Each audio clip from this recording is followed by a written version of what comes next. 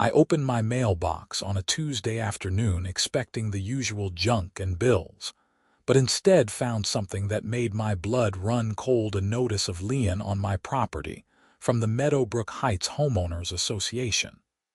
My hands actually shook as I read through the legal jargon.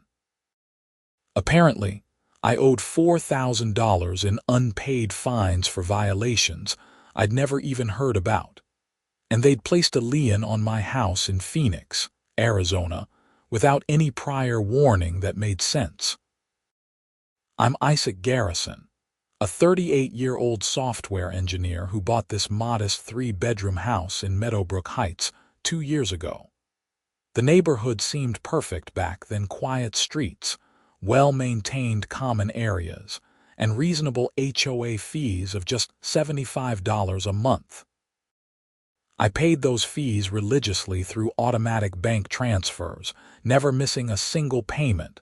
But these fines, this was news to me. I stormed into my home office and started digging through my files. There had been a few notices over the past 6 months, sure, but they were ridiculous. One fine for $200 because my garage door was supposedly left open overnight, except I never left my garage door open. Another $300 fine because my trash cans were visible from the street on a non-collection day, which wasn't even true since I always brought them in promptly. The fines kept adding up for infractions that either didn't happen or were completely unreasonable interpretations of the HOA rules. I'd written emails disputing each fine, sent certified letters, and even attended one HOA meeting where I was basically ignored.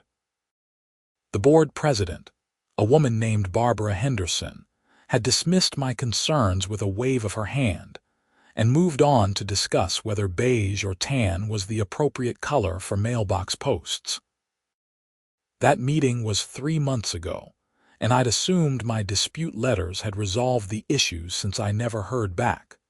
Clearly, I was wrong.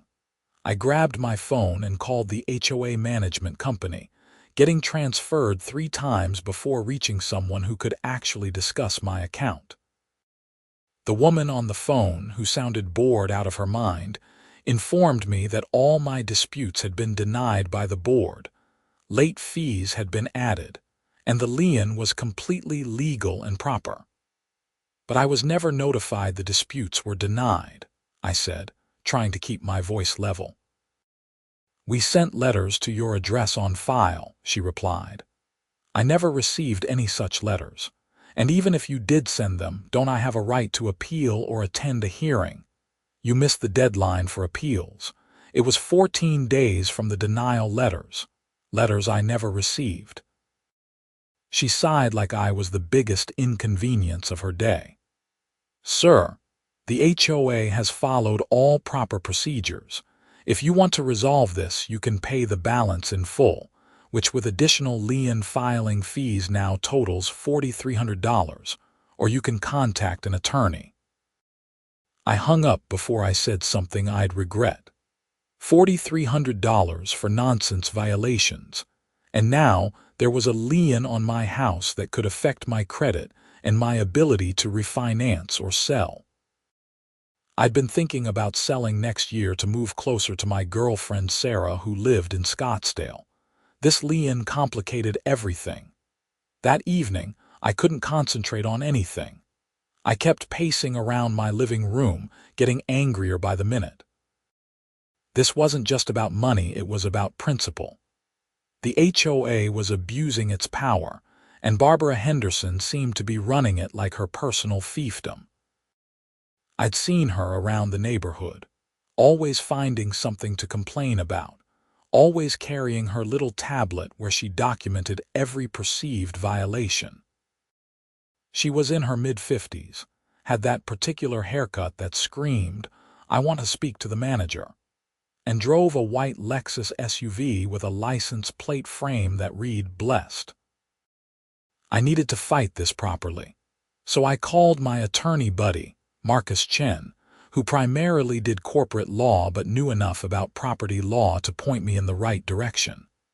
We'd gone to Arizona State University together and stayed close over the years.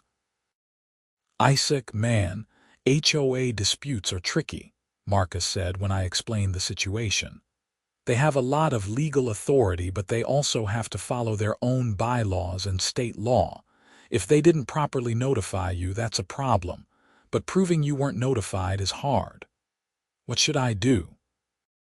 "Get a real estate attorney who specializes in HOA disputes. I can recommend someone, Patricia Vega. She's tough and she knows this stuff inside and out. But Isaac, these cases can get expensive. More expensive than $4,300. Potentially, yeah. But if they're acting improperly, you might be able to recover your legal fees." He gave me Patricia's number, and I called her first thing the next morning. Her assistant scheduled me for a consultation that Friday, which felt like an eternity away. In the meantime, I decided to do some research of my own.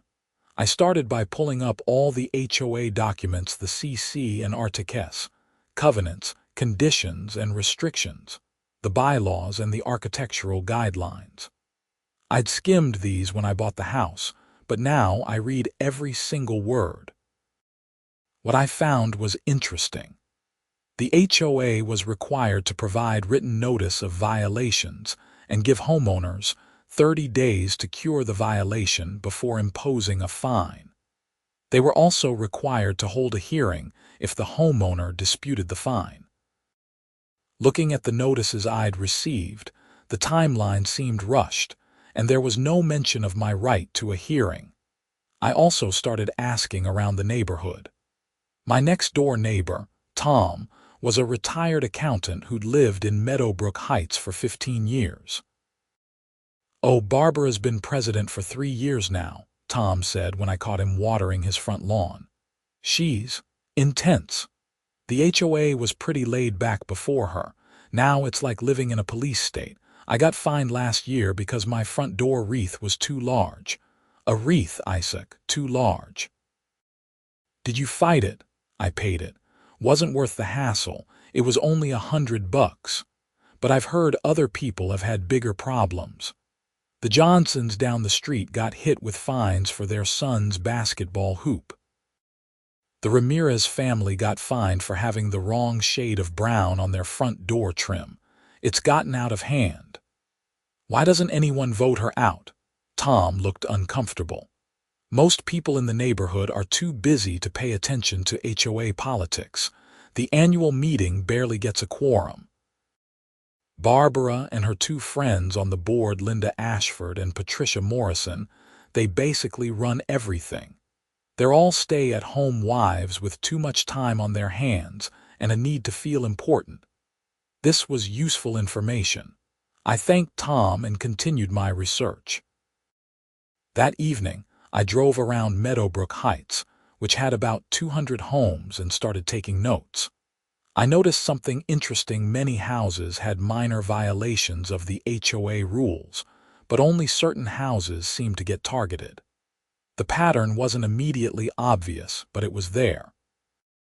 Friday finally arrived, and I met with Patricia Vega in her office in downtown Phoenix. She was a sharp woman in her early 40s, wearing a no-nonsense navy suit and glasses that made her look like she could see right through any legal argument. I laid out everything for her: the fines, the lack of proper notice, my dispute letters, the lien. She took notes and asked pointed questions. "Did you get the annual HOA budget and meeting notices?" she asked. "Yes, those I got. But not the dispute denial letters, correct?" "I got the initial violation notices, which I disputed. Then nothing until the lien notice." She leaned back in her chair. "That's interesting. Arizona law requires HOAs to follow specific procedures. If they didn't properly notify you of the dispute denials and your right to a hearing, that's a violation of state law and likely their own bylaws. I'd need to review all your documents, but you might have a good case." "What would that involve?" "First, We'd send a demand letter pointing out the procedural failures and demanding they remove the lien and reverse the fines. If they refuse, we'd file a lawsuit. Discovery in these cases can be very revealing. We'd get to see all their internal communications, how they've handled other violations, everything. How much are we talking about? My retainer for something like this is $5,000. Depending on how far it goes, it could be more. But like I said, if we win, we can seek to recover attorney fees from the HOA. I winced at the number but nodded. Let me think about it over the weekend. Don't wait too long, she cautioned. There are deadlines for challenging liens. I left her office feeling frustrated. $5,000 to fight a $4,300 lien. But it wasn't just about the money. It was about not letting Barbara Henderson and her little committee of bullies get away with this. That weekend, I couldn't stop thinking about the situation. I went through my files again and noticed something I'd missed before. The lien notice listed the HOA's registered agent and address. On a whim, I decided to look up who else lived in Meadowbrook Heights and what their property situations were like.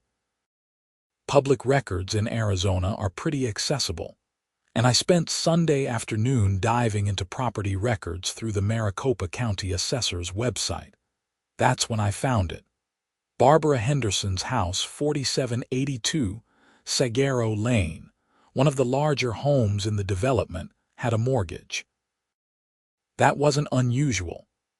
What was unusual was that when I dug deeper into the mortgage information through a property research service I subscribed to for some real estate investing I did on the side, I discovered something shocking. The mortgage on Barbara's house had been sold several times over the years, which was normal in the mortgage industry. These loans get bundled and sold to investors all the time. What wasn't normal was who currently owned it. I did. Well, not directly.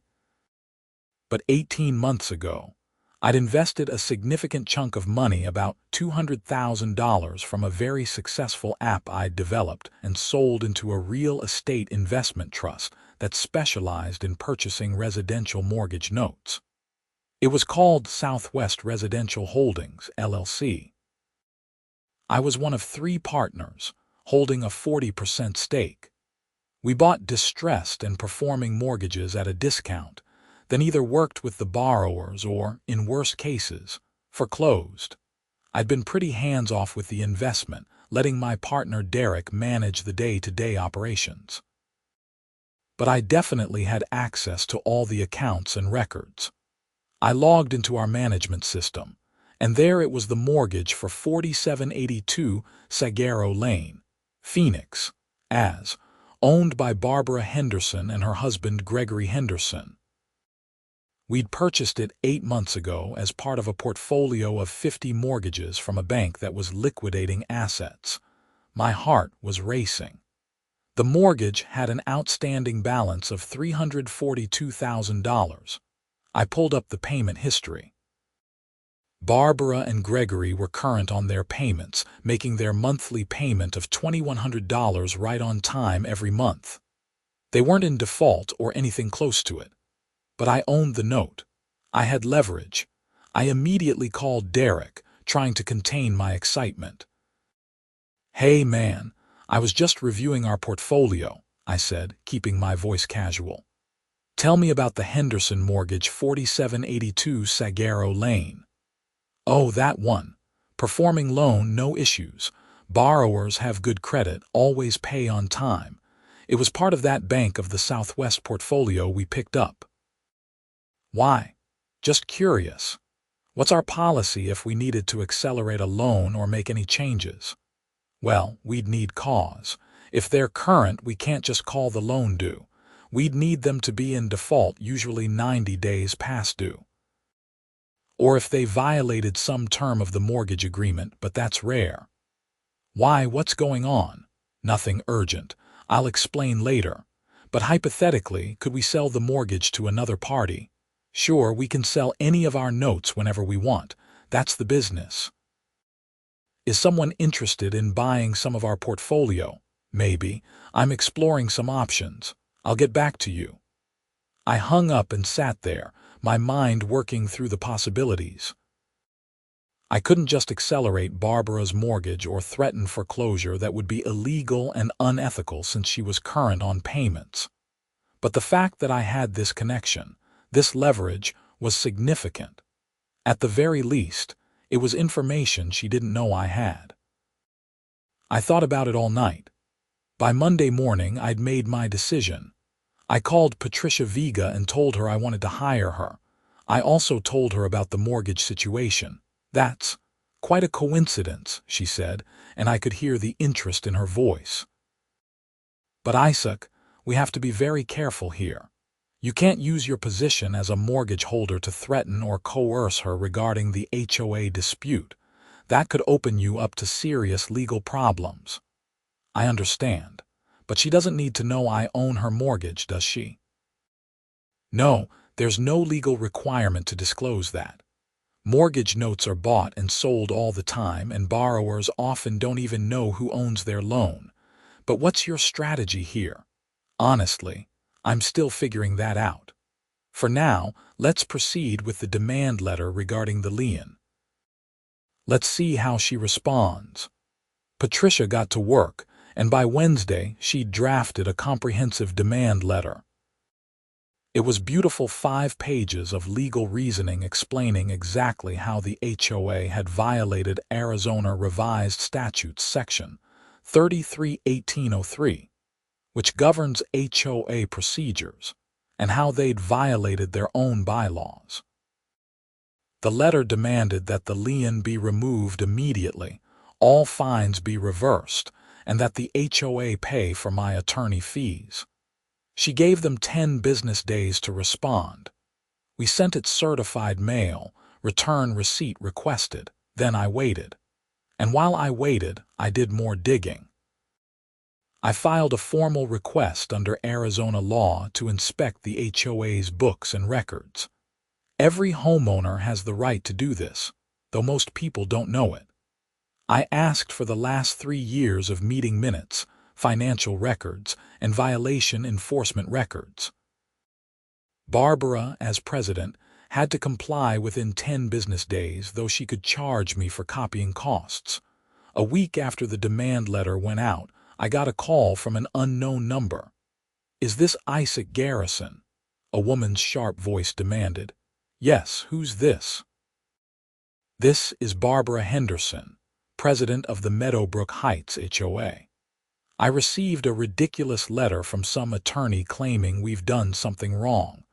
I'm calling to tell you that this is a complete waste of time. You violated our rules, you were properly notified, you were properly fined, and the lien is valid. If you'd like to resolve this, you can pay what you owe." I took a deep breath. "Barbara, I was not properly notified. I never received the denial letters for my disputes. I was never offered a hearing, which is required under both state law and your own bylaws.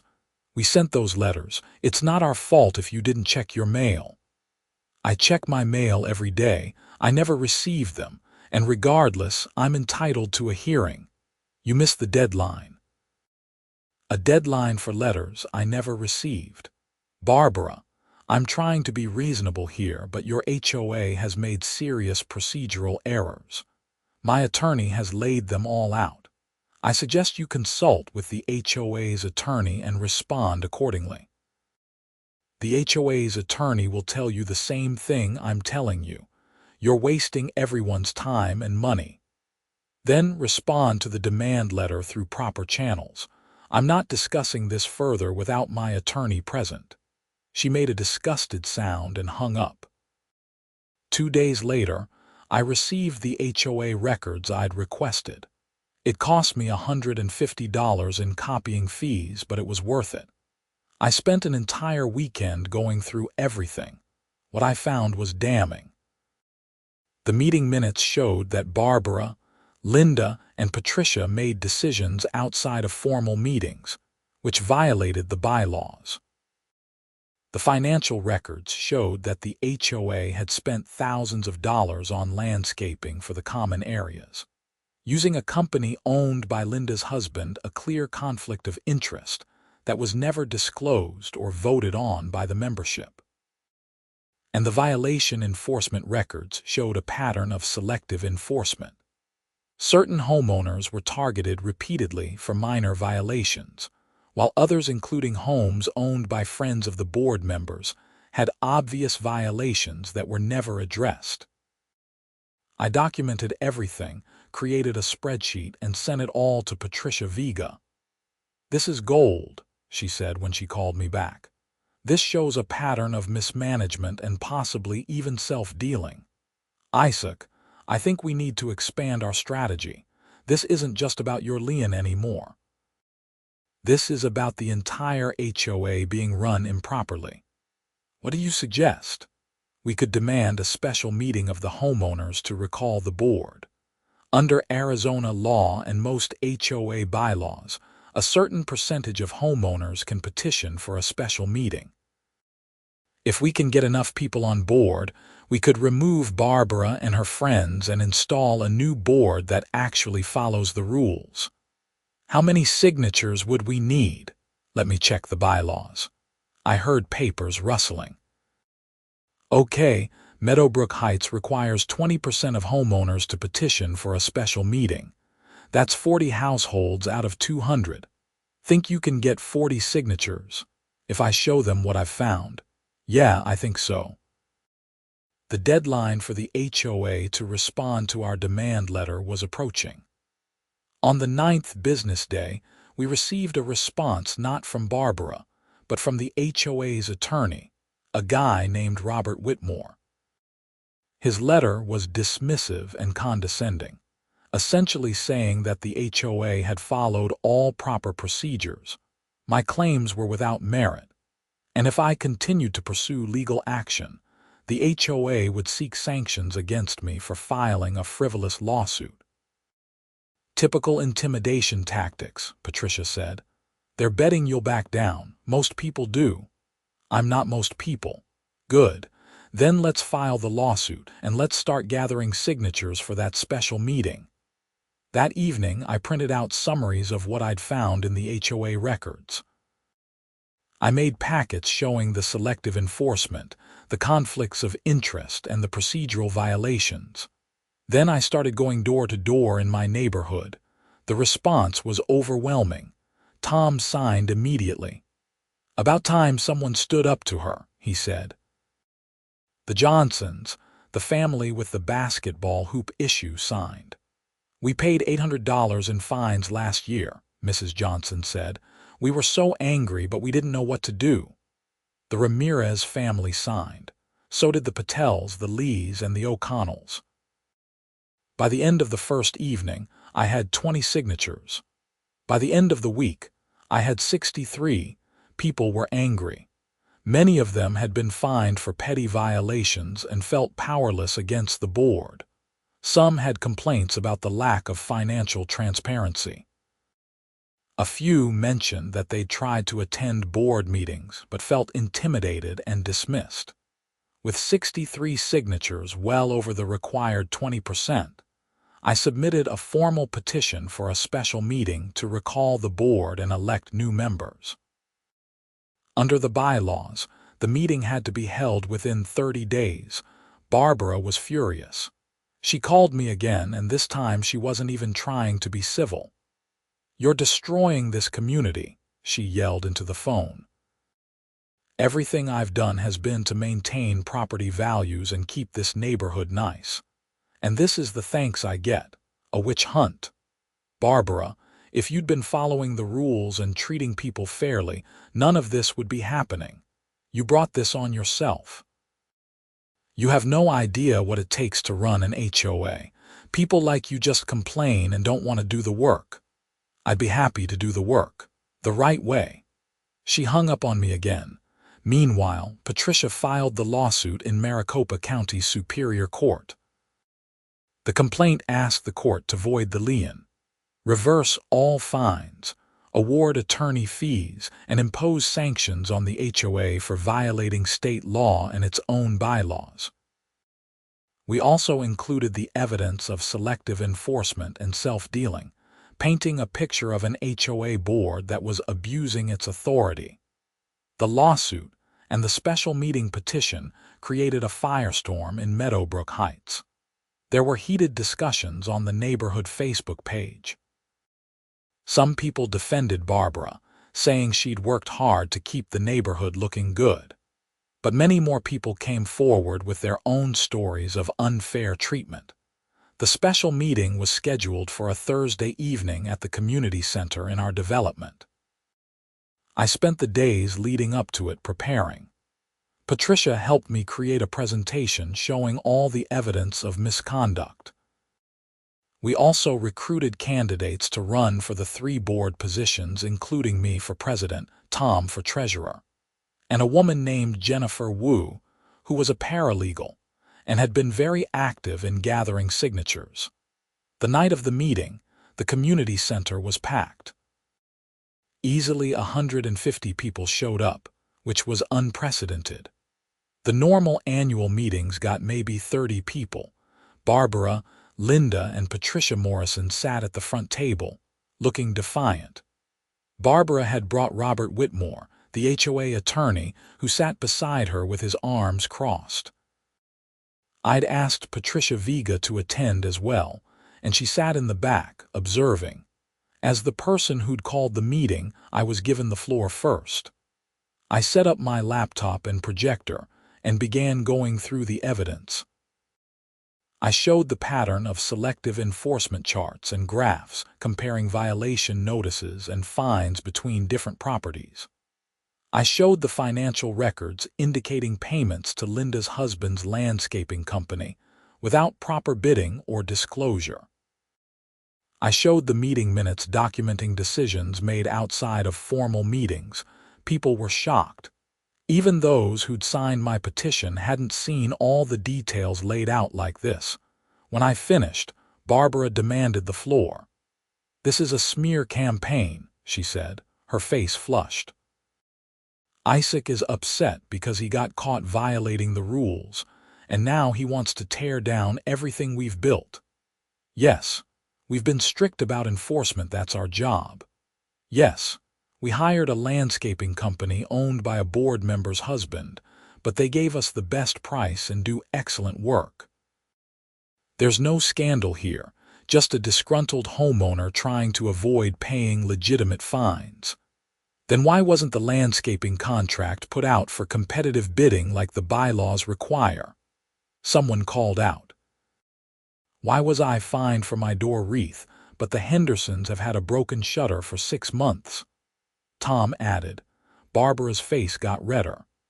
"Every situation is different. Show us the letters you claim you sent to Isaac denying his disputes," another voice said. "Show us the certified mail receipts." Robert Whitmore stood up. "The board is not required to prove anything at this meeting. This is a recall proceeding, not a trial. If people want to waste the HOA's money by replacing a perfectly functional board with inexperienced homeowners, that's their right. But you'll regret it when this neighborhood goes downhill." That was the wrong thing to say. The mood in the room turned decidedly against the current board. We proceeded to the vote. It wasn't even close. The recall passed with over 80% of the votes present. The 3 new board members, myself as president, Tom as treasurer, and Jennifer as secretary, were elected by similar margins. Just like that, Barbara Henderson was out. She stood up, grabbed her papers, and stormed out of the community center without another word. Linda and Patricia Morrison followed her, both looking shell-shocked. The rest of the meeting was devoted to practical matters. We appointed a temporary vice president, approved a motion to hire a new management company, and voted to conduct a full audit of the HOA finances. We also voted to dismiss the lawsuit against me and remove the lien, which I recused myself from voting on to avoid any conflict of interest. The vote passed unanimously. People came up to me afterward, shaking my hand and thanking me. It felt good, but I knew there was still a lot of work ahead. The next morning, I received an email from Robert Whitmore, notifying me that he was withdrawing as counsel for the HOA effective immediately. Fine by me. We'd need to find new legal counsel anyway, someone who wasn't in Barbara's pocket. I also got a call from Patricia Vega. "Congratulations, Mr. President," she said with amusement in her voice. "So, about the lawsuit with the board removed and the lien reversed, do you want to dismiss it? What about my attorney fees? The new board could vote to pay them, since the old board caused the problem. But suing the HOA for fees when you're now the president might look bad." She had a point. "Let's dismiss the lawsuit. I'll eat the fees. It's worth it to have this resolved." "Fair enough. I'll file the dismissal. And Isaac, good luck with the HOA. You've got a lot of cleaning up to do." She wasn't kidding. Over the next few weeks, I dove deep into HOA management. Jennifer, Tom, and I met several times to review the finances, which were a mess. The audit we'd commissioned revealed that Barbara had been spending HOA money on things that weren't properly authorized, including a $5,000 consulting fee paid to herself for extra administrative work, which was completely improper. We also discovered that the management company the HOA had been using was overcharging for services and had a cozy relationship with Barbara. We fired them and hired a new company that came highly recommended and had transparent pricing. I thought the drama was over. But then, about 6 weeks after the special meeting, I got a concerning call from Derek, my partner in Southwest Residential Holdings. "Hey, Isaac, we've got a problem with one of our mortgages," he said. "The Henderson loan, 4782 Sagaro Lane. They missed their payment this month." My stomach dropped. "What?"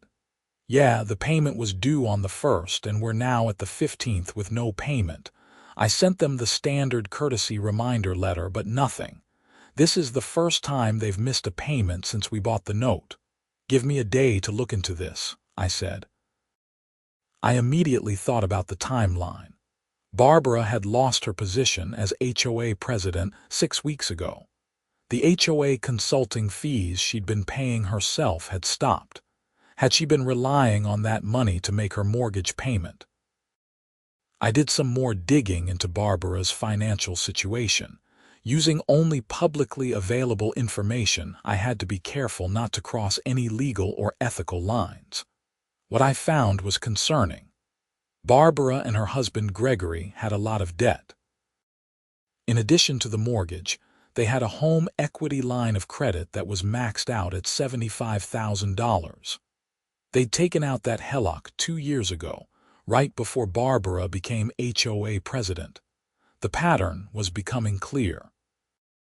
Barbara had been using her position as HOA president to funnel money to herself and her family through the bogus consulting fees and the landscaping contracts with Linda's husband, who probably kicked back a portion to Barbara. When the gravy train stopped, she couldn't make her bills. I called Derek back. "Okay, here's the situation," I said, and I explained everything: the HOA, the recall, who Barbara was, and my suspicion about why she'd missed the payment. "Jesus, Isaac, you really stepped in it," Derek said. "So what do you want to do?" "We treat them like any other borrower who misses a payment." "Yes. Send the standard notices. If they don't cure within the grace period, we start the default process. No special treatment, but no harassment either. Just follow our normal procedures." "Got it." 2 weeks later, Barbara still hadn't made her payment. She was now 45 days past due. Derek sent the formal notice of default, which under Arizona law started the foreclosure clock. If she didn't cure the default within 90 days, we could proceed with foreclosure. Then I got another call I wasn't expecting, this time from a criminal defense attorney named Michael Rosenberg. "Mr. Garrison, I'm calling about the Meadowbrook Heights HOA matter, he said. I represent Barbara Henderson. I'm not sure why you're calling me. The HOA matter is resolved. Well, not entirely. Mrs. Henderson wanted me to reach out to you about a potential settlement. She's concerned about the ongoing legal issues and thought perhaps we could come to an arrangement. What legal issues? The lawsuit was dismissed. There was a pause. I assumed you knew. The HOA has filed a complaint with the Arizona Attorney General's office regarding possible misappropriation of funds. If that investigation moves forward, Mrs. Henderson could face criminal charges. I hadn't known the Attorney General was involved, but I wasn't entirely surprised. When we'd done the audit, we'd forwarded the findings to the state as required by law when HOA funds are misused. I'm not sure what you want from me, I said carefully. The complaint wasn't filed by me personally. The HOA, as an entity, has an obligation to report financial misconduct. We understand that. But if you, as the current president, were to withdraw the complaint and indicate it was all a misunderstanding, the Attorney General would likely drop the matter. Now I understood. This was an attempt to make the criminal investigation go away. Mr. Rosenberg, I'm not going to interfere with a criminal investigation. If Barbara misappropriated HOA funds, that's a serious matter. The homeowners deserve justice. Mr. Garrison, I should mention that Mrs. Henderson is aware of your business interests. Specifically, your ownership stake in Southwest Residential Holdings. The hair on the back of my neck stood up. What about it? She's aware that your company holds the mortgage on her home. She's concerned that there might be a conflict of interest, that you might be using your position as HOA president to retaliate against her by causing problems with her mortgage. That's absurd. I haven't done anything regarding her mortgage except treat it like every other loan in our portfolio. She missed payments, and we're following standard collection procedures. Are you certain that a court would see it that way? From where Mrs. Henderson sits, she lost her position as HOA president because of your campaign against her. The HOA filed a criminal complaint against her, and now suddenly she's facing foreclosure on her home. The timing is suspicious. I felt my anger rising. The timing is because she was using HOA funds to pay her bills, and when that stopped, she couldn't make her legitimate obligations. That's not my fault. Nevertheless, Mrs. Henderson is prepared to file a lawsuit alleging harassment and abuse of process if we can't come to a reasonable arrangement. Tell Mrs. Henderson that she's welcome to file whatever lawsuit she wants. I've done nothing wrong, and I'm not backing down from either the HOA matter or the mortgage matter. She needs to pay what she owes, both to the HOA for the funds she took and to the mortgage company for her missed payments. That's unfortunate. I'd hoped we could resolve this amicably. So had I, back when this all started with the bogus fines. But Barbara made her choices, and now she has to live with the consequences. I hung up and immediately called Patricia Vega to give her a heads up about the potential lawsuit. She listened carefully. They're bluffing, she said. They have no case. You've been completely proper in how you've handled both matters. Barbara is just trying to intimidate you into making her problems go away. Should I be worried? Always be a little worried when someone threatens a lawsuit. But in this case, I think they're desperate. If she actually files, we'll defend it vigorously and probably file for sanctions for bringing a frivolous suit. The threatened lawsuit never materialized. Instead, 2 months after she missed her first payment, Barbara and Gregory made a lump sum payment to bring the mortgage current. I later learned through the neighborhood grapevine that they'd borrowed money from Gregory's parents. They continued making payments after that, though I noticed they were always right at the deadline, never early like before. Meanwhile, the Attorney General's investigation moved forward. An investigator interviewed me, Tom, Jennifer, and several other homeowners about the HOA's financial management under Barbara's tenure. We provided all the documentation from our audit. 6 months after the recall, Barbara Henderson was charged with theft and fraud related to the misappropriation of HOA funds.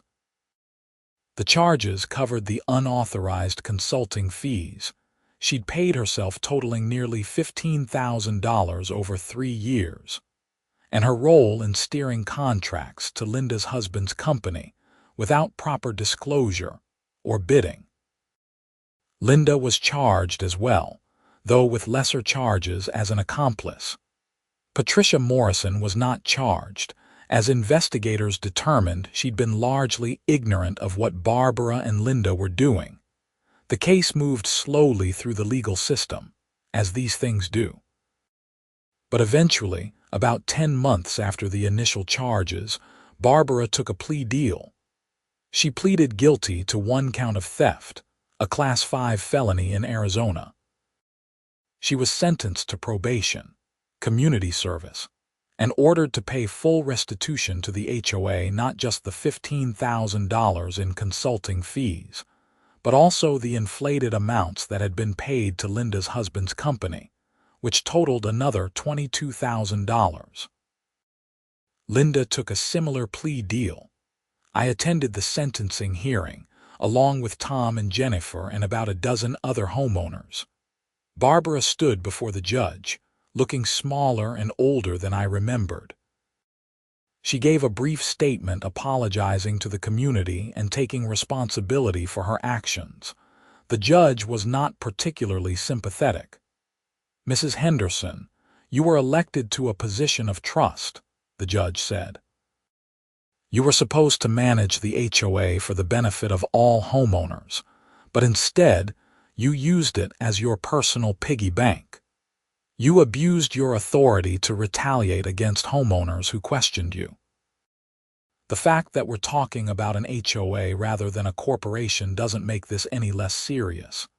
These were your neighbors, your community, and you stole from them." Barbara nodded, tears streaming down her face. The restitution order was significant, $37,000 plus court costs and fees. Combined with her legal expenses, which had to be substantial, this was financially devastating for Barbara and Gregory. 2 months after the sentencing, I got another call from Derek. "The Hendersons missed another payment," he said. "I think they're in real trouble this time." I wasn't surprised. Between the restitution, the legal fees, and their existing debt, there was no way they could keep up with all their obligations. "Send the notices," I said. "If they want to work something out, a modification or a short sale, we can discuss it. But we need to protect our investment." Barbara did reach out, through her attorney, to discuss options. We agreed to a loan modification that reduced her monthly payment by extending the term of the mortgage. It wasn't a great deal for us as investors, but it was better than foreclosing and trying to sell the house in a market that had softened a bit. Barbara and Gregory managed to keep their house, though they were clearly struggling financially. Meanwhile, the HOA was thriving under new management. We'd implemented transparent budgeting, regular financial reporting, and fair enforcement of the rules. Violation notices were only sent for legitimate issues, and every homeowner received proper notice and an opportunity to be heard before any fines were imposed. We'd also eliminated most of the petty rules that had been used to harass people, things like restrictions on wreath sizes and basketball hoops in driveways. Property values in Meadowbrook Heights actually increased after the board change, as word got out that the neighborhood was well managed and had overcome its HOA problems. We got several positive mentions in local news stories about HOA reform. As for me, I served as HOA president for 2 years before deciding I'd done enough. We elected a new president, and I rotated off the board entirely, though I stayed involved as a regular member who attended meetings and stayed informed. The whole experience taught me a lot about power, accountability, and the importance of standing up for what's right even when it's difficult and expensive. Yes, it cost me time and money. The legal fees alone were substantial, even though the HOA eventually reimbursed me for a portion of them. But it was worth it to expose corruption and create positive change in my community. I also learned that coincidences like discovering I owned the mortgage on my adversary's house can create unexpected leverage, though that leverage must be used carefully and ethically. I never threatened Barbara with foreclosure or used the mortgage situation to try to influence the HOA matters. I kept them completely separate, treating her mortgage exactly like I would any other loan in our portfolio. The fact that she got into financial trouble was a consequence of her own criminal actions, not anything I did to her. Barbara and I still live in the same neighborhood. We occasionally see each other at the grocery store or around the community. We don't speak, just nod politely and move on. I heard through the grapevine that she got a job working at a retail store after her probation ended. She needed the income to make ends meet. Gregory is still working as an engineer, and they're apparently managing to survive financially, though just barely. Sometimes I wonder if she regrets her actions not just because she got caught, but because of what she lost. She'd been part of a community, had a position of respect and authority, and she threw it all away for what amounted to pocket change. $15,000 over 3 years. Was it worth destroying her reputation, getting a criminal record, and spending years digging out of debt? I doubt she thinks so. The broader lesson, I think, is about the importance of checks and balances in any organization, no matter how small. HOAs wield significant power over people's homes and lives, but they often operate with minimal oversight. Board members can abuse that power if no one is watching or willing to challenge them. It takes engaged homeowners who are willing to stand up and fight when necessary. I'm proud that I fought. I'm proud that I didn't back down when Barbara tried to intimidate me with liens and legal threats. I'm proud that I rallied the community and exposed corruption. And I'm proud that Meadowbrook Heights is now a better place to live because of those efforts. As I sit in my home office now, 2.5 years after this whole saga began, I sometimes pull out that original Lien notice that started everything. It's a reminder of how quickly things can escalate, how important it is to stand up for yourself, and how seemingly unrelated parts of your life can intersect in unexpected ways. My mortgage investment company still owns Barbara's note, and she's still making her payments, usually right on time now. I still live in my house in Meadowbrook Heights, and I'm still dating Sarah, though we're now engaged and talking about buying a new house together in Scottsdale. Maybe I'll sell this place next year. If I do, it'll be free and clear of any HOA liens, with a clean title and a clear conscience. And I'll leave behind a community that's better off than I found it, which is really all any of us can hope to accomplish. The whole experience reinforced something I already believed, that ordinary people have more power than they think. When someone in authority abuses that authority, whether it's an HOA president or anyone else, we have tools available to fight back. Legal tools, organizational tools, financial tools. We just have to be willing to use them and to endure the stress and cost of the fight. Not everyone can do that. Not everyone has the resources. I had the money to hire an attorney, the time to research and organize, the investment portfolio that happened to include the right mortgage at the right time. I recognize I was lucky in many ways, but luck only takes you so far. You still have to do the work. You still have to stand up when it would be easier to sit down and pay the unjust fine.